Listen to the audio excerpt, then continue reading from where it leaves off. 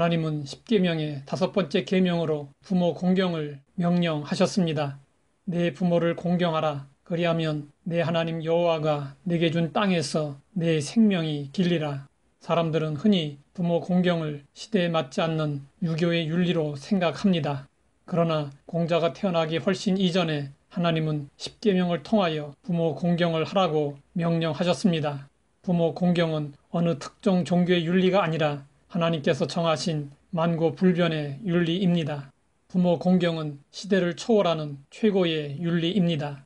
모세 시대에도 바울 시대에도 그리고 현재에도 변할 수 없는 인간의 기본 윤리요 도덕입니다.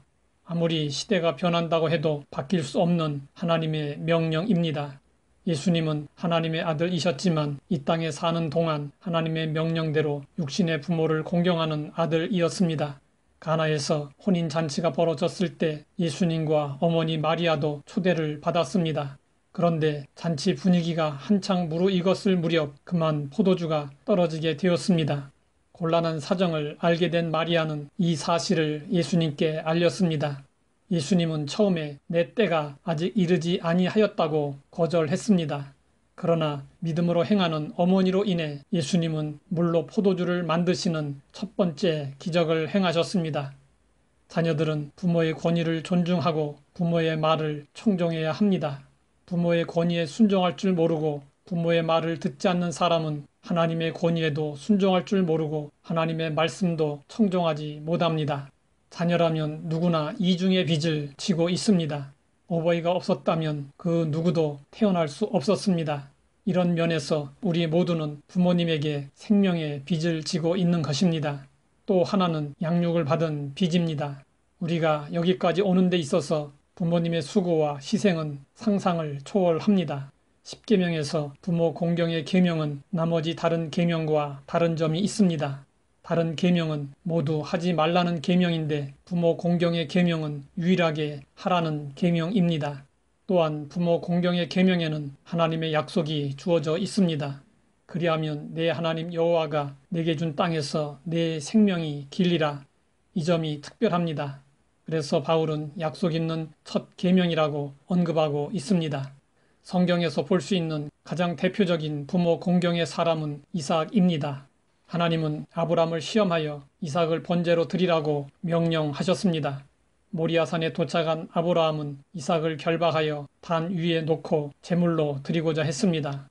이때 이삭은 아무런 저항을 하지 않았습니다. 역사가 요세푸스에 의하면 그때 이삭은 25세 정도였다고 합니다. 그렇다면 얼마든지 자신의 뜻을 주장하며 아버지에게 반발할 수 있었습니다. 그러나 이삭은 결박당하고 번제물로 바쳐지기까지 아버지의 뜻을 따랐습니다. 마치 예수님이 십자가 위에서 양손과 양발의 못을 박히시면서 다가오는 죽음 앞에서 아무 말 없이 순종하신 것과 똑같은 모습으로 순종했습니다. 그 결과 이삭은 약속대로 장수했습니다. 아브라함이 175세를 살았고 야곱이 147세, 요셉이 110세를 살았으나 이삭은 180세를 살았습니다. 이삭은 창세기에 나오는 4대 족장 가운데 가장 오래 살았고 삶이 평탄했습니다. 생명이 길게 된다는 것은 육신의 생명뿐 아니라 명예, 권세 등 우리가 영광스럽게 생각하는 것들을 오래 누릴 수 있다는 뜻입니다. 시인 정철은 이렇게 부모 공경을 권했습니다. 어버이 살았을 때 섬기기를 다하여라. 지나간 후면 애달프다 어이하리. 평생에 고쳐 못할 일이 이뿐인가 하노라. 부모님이 살아 계실 때 기회가 주어져 있을 때 부모 공경을 해야 합니다. 하나님 아버지, 우리에게 주어진 부모 공경의 도리를 깨닫게 하시니 감사합니다. 부모 공경으로 부모님의 은혜를 갚고 하나님이 약속하신 복을 누리게 하옵소서. 예수님의 이름으로 기도드립니다.